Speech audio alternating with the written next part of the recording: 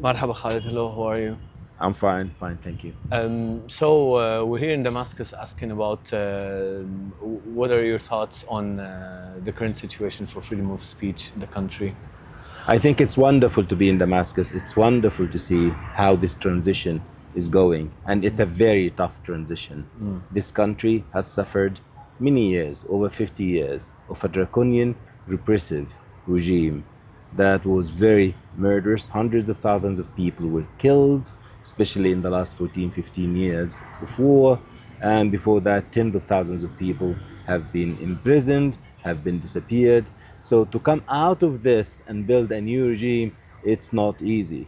Now, Syria itself, in terms of freedom of expression, was a very repressive state, and that's why it was extremely important in the past few years when social media was introduced into Syria that people use it to their benefit, to exchange information, to know what's really happening, not to be obliged only to read the censored stuff that comes from the government or from satellite TVs, which are controlled by one government or another. It was important for them to talk to each other, to speak to each other, to organize together. And that's why social media is extremely important here. More than half the population in this country has accounts. It's extremely important to look at that.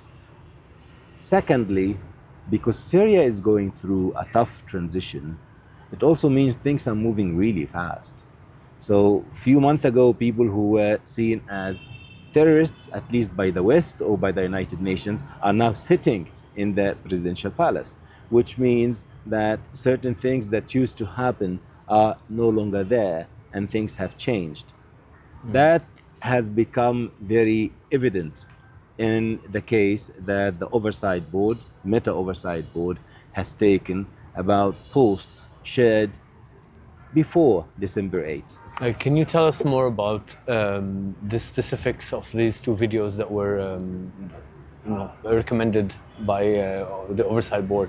The Oversight Board takes over cases when users appeal decisions that the company, Meta, has taken, either to remove content, so they appeal that decision, or they leave content that users think is violating, is undermining their rights, is inciting for violence, etc., etc.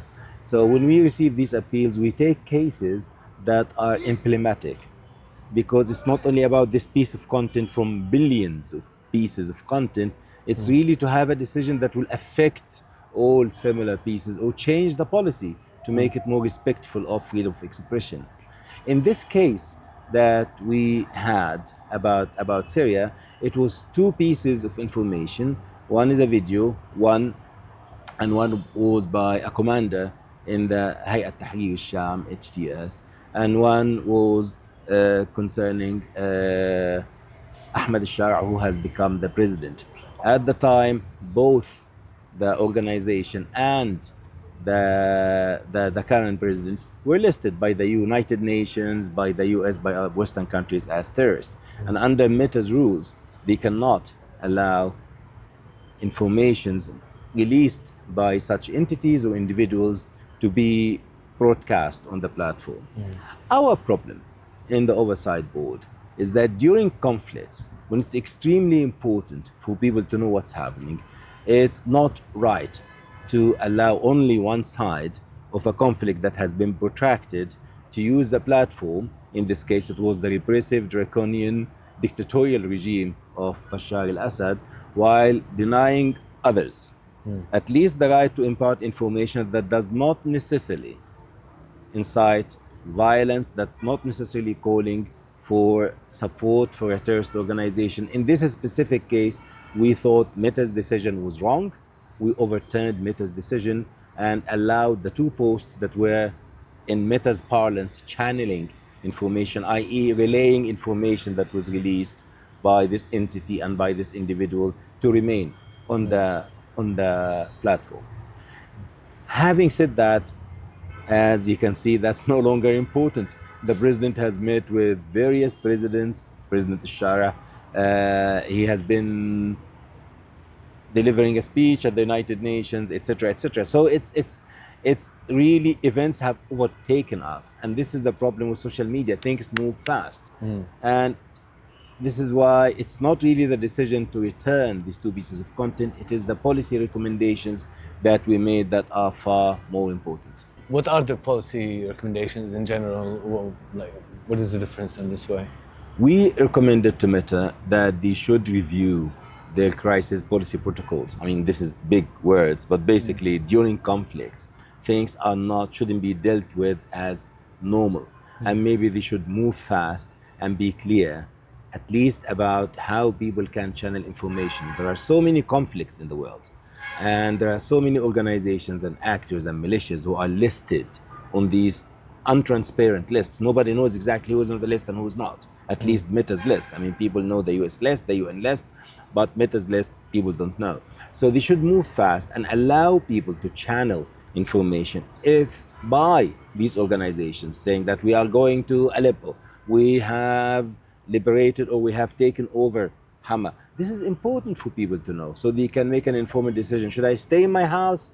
Should I leave? What should I do with my kids? So we advised them, we recommended to them, and this is a recommendation, that they relook at their policy and see what they can do with channeling information, especially in conflict areas. And secondly, to also look at how all their decisions are in sync with the international humanitarian law that governs such conflicts. Now, on a third note, and that was dealt with in the decision in general, Syria is a country that's suffering not from a statement by somebody who's designated or somebody who is not. Of course, there are terrorist organizations, and Syrians have suffered from them much more than anybody else. The real plague now in Syria that we should pay attention to is hate speech and disinformation. This is a country in the last 9 months that has seen several massacres, that has seen so many people suffering, and that hate speech, killer words, these are words that kill, have been used over platforms, and there should be a better system to handle this, at least to not necessarily to remove it, because people can say stupid and hateful things, but they are allowed to say what they believe. But at least when it's inciting violence, when it's directly calling for killing, or they are targeting a certain sector, a certain faction, they shouldn't be there. And if they are not inciting direct violence, but they are very hateful, at least they should be demoted or downplayed and not recommended for people to see. Because this is how social media platforms sometimes work. That when you have borderline content that's like really very angry and divisive and stuff like that, people like that stuff. I mean, people like sensational stuff. And the algorithms or the automated systems then promote it more and more. And I think what I personally believe, that such stuff which is borderline, that calls for hate, that calls for anger, that calls for excluding certain sects or factions or religions, should not be promoted on these platforms. Where do you draw the line, like between newsworthiness and possible violations of human rights? When do you decide that newsworthiness trumps everything else, let's say? I think the most important right for us that we need to defend is the right to freedom of expression, especially in a country like Syria, where people for a very long time were afraid to talk. And there will be mistake. Sometimes people will say borderline things or hateful things.